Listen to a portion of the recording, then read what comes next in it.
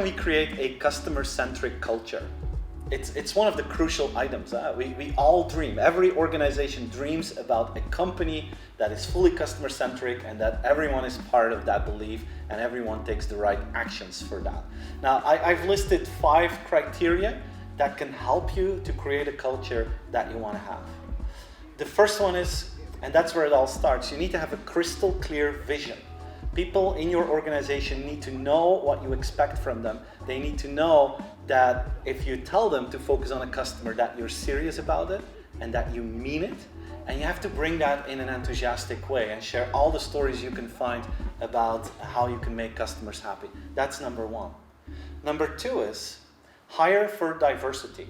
This is something that is often overlooked, but most of the businesses that I know, they have a very diverse audience. We're working with people of color, we're working with male, with females, we're working with people of different religions. I mean, your audience, your customers, that's a diverse group. If you want to understand them, if you want to serve them in a proper way, you need to hire for diversity and make sure you have different points of view in your organization to boost the overall level of empathy. That's number 2. Number 3 is make sure you empower people. Don't micromanage every small mistake that happens and don't tell them what to do. Just give them a context and say, look, we want to help out people. We want to help out our customers, and you have the authority to make that call. I will be happy with you if you make our customers happy. And create a mindset where people fix the problem. You know, if something goes wrong with a customer, it doesn't matter who made the mistake. Even if the customer made the mistake, it doesn't really matter. It's about understanding what that customer wants. And that customer wants to be helped.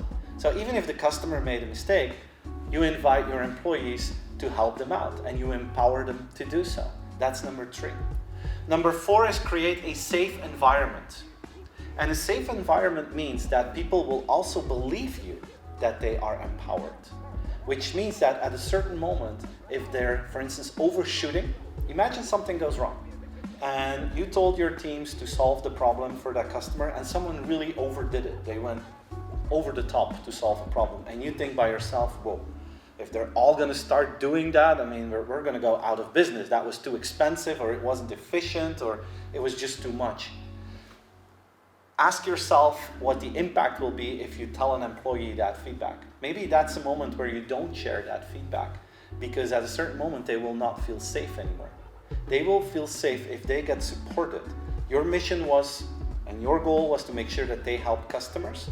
We have to accept that they will not always do that in the exact same way that you would do that. But as long as that goal is achieved, that they help out a customer, let's be happy with that. And if you do that, and if you don't criticize and micromanage on the approach on how they do that, then you create a safe environment that people will actually believe you, and that's the point where they will change their behavior in favor of your customers. That's number 4. Number 5 is a crucial one. Don't fall in the KPI trap. Managers love KPIs. It's the first question people have when they have a new initiative. How shall we measure that? Which KPI are we going to use? And I'm a fan of measuring things, but I'm afraid of the KPI fall, which means that you're starting to take decisions to boost your scores on NPS or to boost your scores on customer satisfaction. And the question that you ask yourself is, how can we increase NPS? That's the wrong question. The question is, how can we serve our customers better? How can we create more value? At the end of the day, that's the goal, and the effect of that will be that your scores will go up. But if you manage the scores, you will take decisions that are not always in favor of the customer and are not always creating the value that the customer wants. And just in everything that you do, keeping your eye on that customer will eventually create that customer-centric culture. 5 ideas, 5 criteria that I've seen work in multiple industries, and I hope it brought some inspiration to all of you. If you enjoyed this video, please share it, like it, subscribe to the channel, and I hope to see you again in one of my next videos. Take care.